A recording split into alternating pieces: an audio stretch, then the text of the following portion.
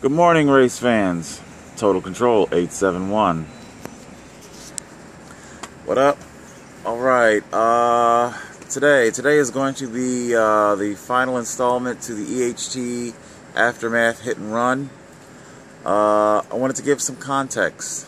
That's the purpose of today's video, to give some context as to why I was freaking out so bad when these EMTs wanted me to just carelessly abandon my bicycle on the side of the road, and why I was so unwilling to let a couple of cops shove it into the back of their trunk. And I just wanted to, give some context as to why I was freaking out so bad. And because today is laundry day, I really couldn't think of a better time, better example to demonstrate to you exactly why my bicycle is so desperately needed to me. So today, the bike trailer is loaded up with laundry. And needless to say, had my bike been stolen, I would not have a means to do laundry. I have about $17 left to my name. And matter of fact, I don't even think $17 would even pay for a round-trip cab fare, and it's too much. It's too much of a load to try and lug that onto a bus, and oh my God, it would kill me. All right, let's go over, and I'll introduce you to the Black Rider.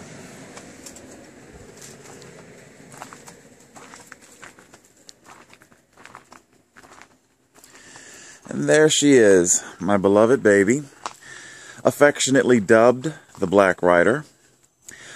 She is a custom-made GT, meaning that the frame is a GT. I'm sure my bicycle enthusiasts, they probably recognize a GT frame. GT frames have the triple triangle. One triangle, two triangle, and three triangle. It is a triple triangle frame. GT, they tend to specialize in it. I don't know if any other companies do triple triangle frames, but GT does. The wheels, DT Swiss Mavic, the rims, DT Swiss spokes, brass nipples, and each wheel costs about $300 with the labor, and that's actually moderately priced. We have front fork, rock shock, definitely needed. Apparently, our wonderful Governor Christie has absolutely no intention whatsoever of improving New Jersey's road infrastructure. And believe me, when you are out there and you are riding a bike every day, you will definitely encounter shattered asphalts and massive potholes. And you definitely need a front fork that's going to be able to handle that. Let's see. We have I think this is I know my bike is filthy. I have to clean it. I have to clean it with Dawn dishwashing liquid. I can't afford bike wash anymore. It's a wolf tooth, 42 tooth crank. What is it? That's a, was it 38 to 11 cassette? This is a Shimano XT derailleur. It has a clutch on it. I think the clutch is off right now, and you can switch the clutch on, which inhibits the movement. That's for downhill people. When they go downhill, the concussive forces will, pull on the derailleur, causing the cyclist to lose the gear that they're in. So therefore, they put a clutch on. I think Shimano has clutches on just about all of their derailleurs now. Toe peak pannier, very, very handy. for your day-to-day shopping.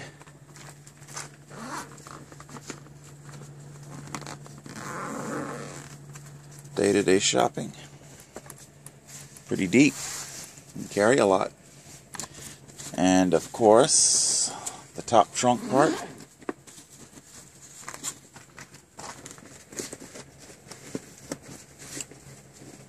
In it, we have everything that is needed for locking your bike. Emergency roadside repair. Emergency roadside repair. This is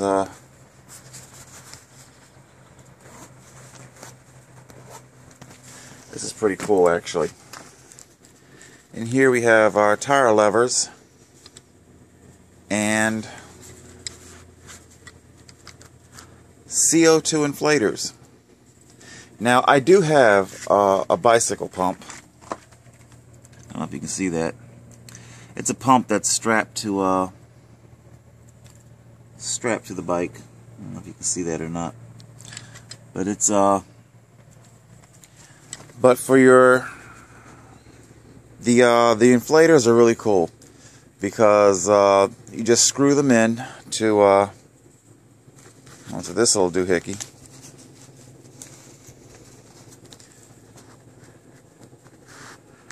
You screw it in and you use your valve, twist valve.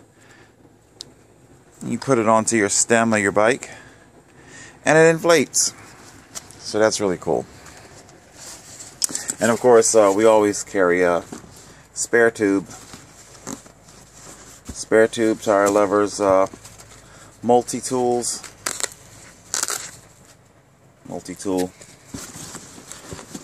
park, bike tool.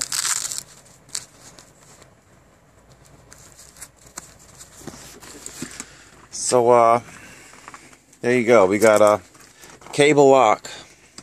Cable lock I use to lace through the wheels and around an anchored object like a bike lock, like a one of those stations for locking a bike, and I use the U-lock for locking the frame.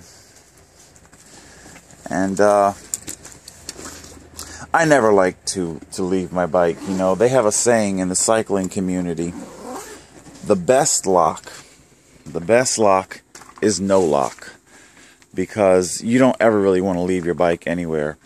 It's I mean, just go to YouTube, and you know, there's a number of documentaries on how easily those bike locks are cut. I mean, lightning fast. It just, and I mean, $100 locks. That U-lock, I think I paid what, $40 for it. The cable lock is like $20. It would just, it's mind-boggling how fast, you know, they can cut these locks. Trailer. The trailer's by a company called Aosom, A-O-S-O-M, something like that. Got it off of eBay. I think they use a lot of drop shippers to hustle their wares. It's good. It's cheap. The material that it's made of, it's steel. It's a steel trailer. Weighs about 35 pounds, I know. It has a 180-pound capacity. And in it, we have laundry. Lots and lots of laundry.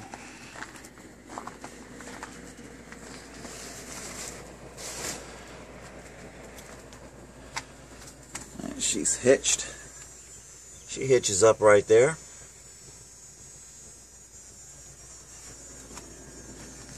And yes, I have lights for the trailer.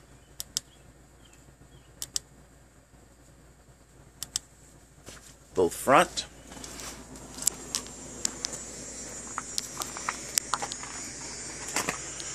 and rear.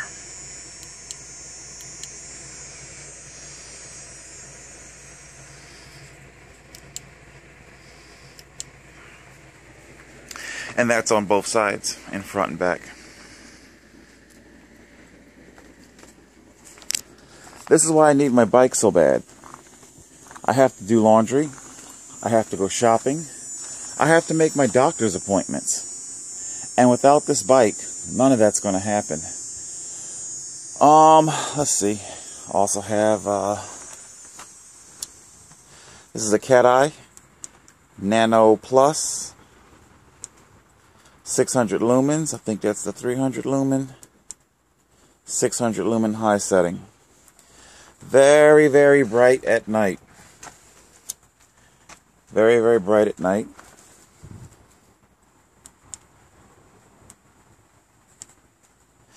And of course, what tends to steal the show and upstages the bike would be my Revo lights. These are a Kickstarter project. Everybody sees them. They always tell me how great the bike look. How, I think a couple of days ago somebody was saying, I heard somebody say, wow, that's a sexy bike. Well, thank you very much for the compliment, but I know they're talking about the lights on the bike.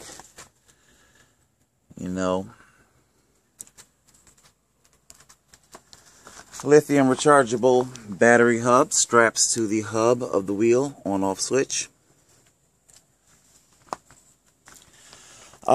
We got the bike, and of course that's on both front and back. White lights in the front, red lights in the back. All in all total, I spent about maybe $400.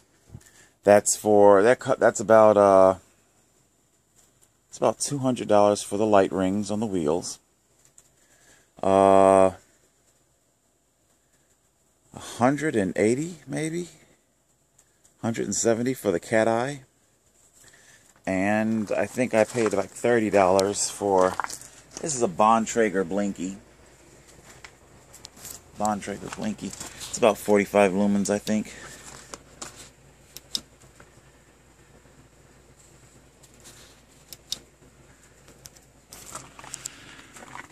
More importantly, because you know I am Mr. Title 39, more importantly than that, the lights on the bike, they are mandatory. They are the law. It's not a suggestion. It is not a something that you do because it's hip, cool, or trendy. You must, by law, Title 39, have adequate lighting on your bike when riding it at night. We in the cycling community, we call cyclists who move about at night in your black clothing, you know, you're all dark, nobody can see you, you're zipping around. We call you ninja cyclists. A ninja cyclist, and you are begging to get hit. And the cyclists that are going against traffic, that are going the opposite way of traffic, we call you salmon cyclists, because a salmon goes upstream. So that's a salmon cyclist or a ninja cyclist. And quite often you will find a ninja salmon cyclist, you know. And yes, those cyclists, they need to be stopped and ticketed because you're causing unsafe road conditions. You know, and you're putting yourself in jeopardy, and it's not fair. It's the motorists. See, motorists, I also advocate for you as well. I'm sure you don't like having your insurance jacked up because you ended up hitting a cyclist, and, you know, then you got to get into the who's at fault type thing. So that's why you have to practice safe cycling, and you have to practice safe motoring, you know, safe driving. So yeah, it's a shared responsibility. A shared responsibility. Let's see. Oh, yeah, I know I said $840 for the brakes. The brakes, they are $840. I probably could have gotten them a little bit cheaper. But I purchased them through Beacon Cycling and Fitness in Northfield. Their prices are a little bit higher than your average prices, probably about 20% higher than other people, but there's a reason. They have excellent excellent bike mechanics. Daryl and Marco, they are definitely some of the best best bicycle mechanics that are out there. If shit goes wrong, you know, and they did the work, you know, they'll definitely take care of you. But let's have a look at them. Some of you are probably like, what in the hell does a $840 brake? Well, we'll start up here at the handlebar. These are Shimano XTR. XTR, it's a Dior XT derailleur, shifter. And these are the brakes. They are very, very powerful. Let's see. I don't want the front brake. It's a dual piston brake. Dual piston means, well, here, I'll show you the rotor. These are, I believe they're 160 millimeter Ice Tech rotors. What that means is they have excellent heat dissipation. These are what's used for the heat dissipation. The caliper, it's here.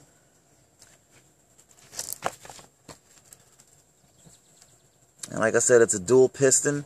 Dual piston means that there are two pistons on each side that squeeze the rotor. Usually in disc brakes, be it mechanical or hydraulic, there's only one piston that pushes it. I'm a big guy, you know. I don't make any I don't make any bones about that. I'm a large dude. I weigh about 370 pounds right now. Down about 90 some pounds or whatever. Started out 470 pounds. It's a work in progress. You know, it's a good beginning, I suppose. But yeah, because I'm also an urban commuter. I'm out there with the traffic. I mean, hey, you guys, you see me. I'm out there with the traffic. And a lot of these drivers are not smart drivers. And I do have to slam on the brakes.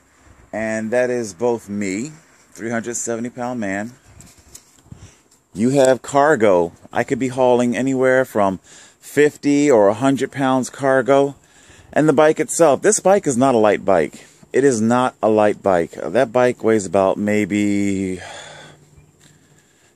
I don't know, it depends on if the pannier is loaded. You know, those damn locks I showed you, Jesus, those things are just dead weight.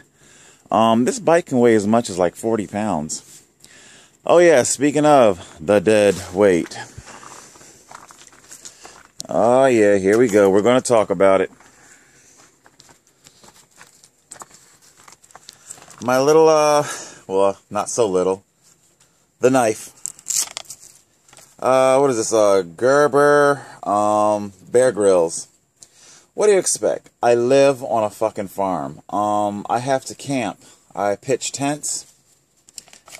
I know, this knife is in terrible condition, too. You know, somebody ought to tell some, I don't really keep up with the shit. Thankfully, I don't use this knife a whole hell of a lot. I use the pommel for staking my tent spikes, and unfortunately, and yeah, we also have let's see, show you. This knife definitely comes with our fire steel, and it's got a part up here on the knife where you strike it, and you can start your fire. Definitely needed. I'm almost certain I can thank those goddamn smokers. Lighters cost a whole lot of fucking money. When did that shit happen? I don't know, but dude, I think it's some sort of a desperate attempt to recoup lost money on people who stop smoking or the whole smoking movement. But yeah, this is our knife.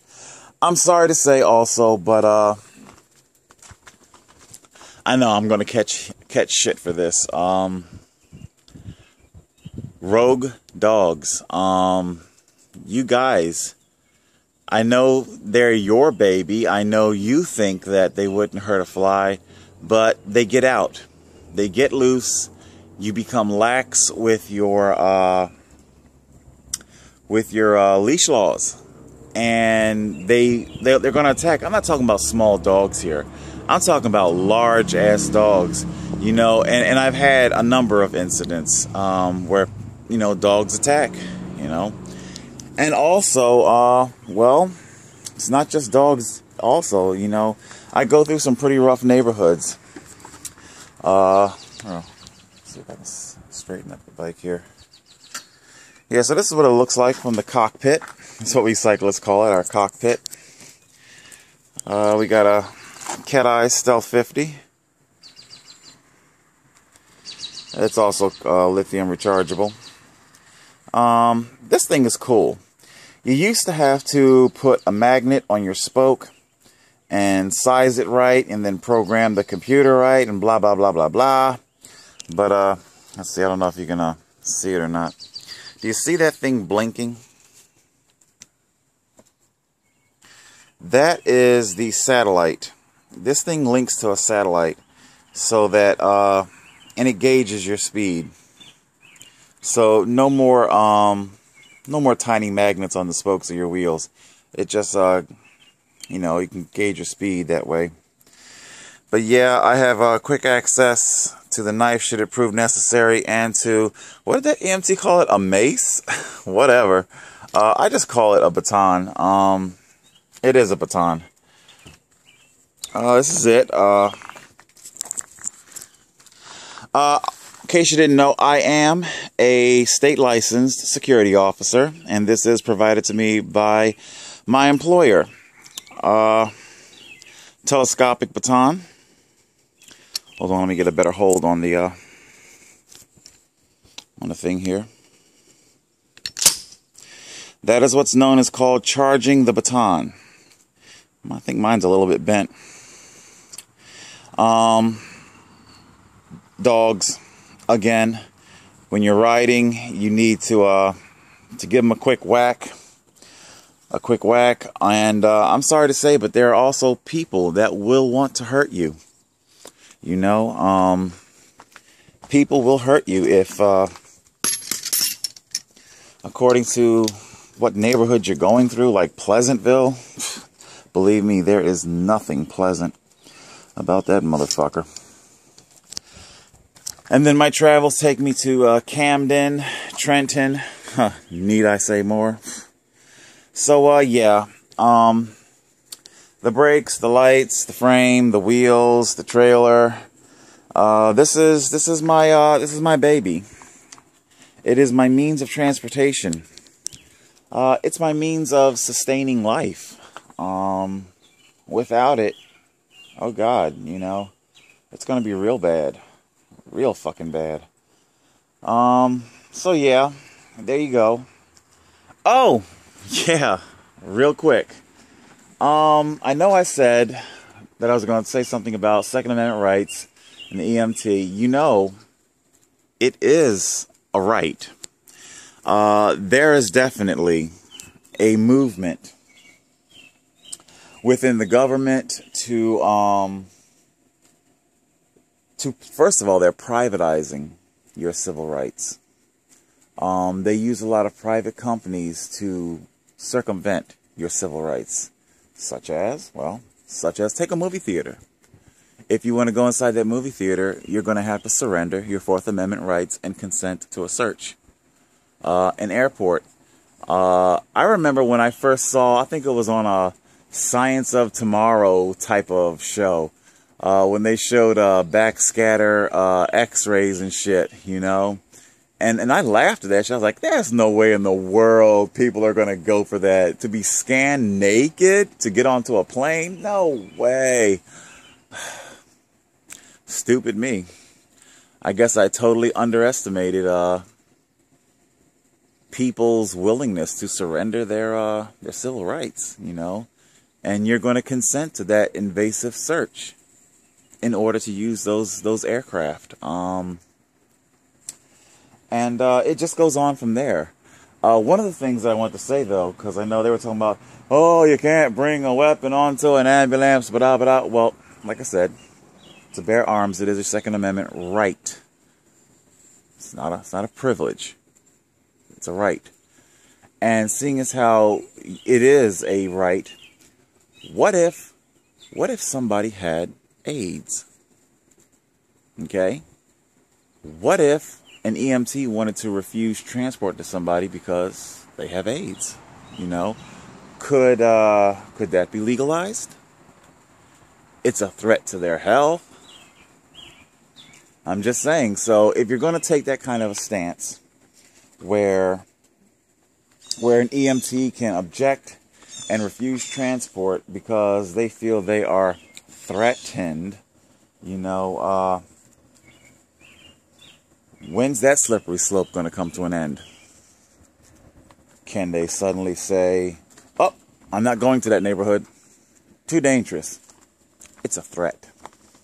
Oh, I'm not transporting this person. They've got gang tattoos. They're a threat.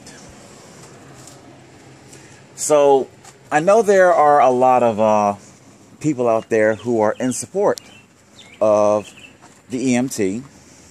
I can understand that. But just remember, think about where your logic will ultimately go. And remember, yeah, I'll use myself as an example. You probably are saying, oh, well, it would never go that far. Yeah, just like how I thought they would never ever consent to being nude scanned. I thought that technology would end up a total flop. Yeah, I guess I learned, huh? All right, people, Total Control 871, reminding you, drive safe, cycle safe. And we can all get to where we're going in one piece. All right.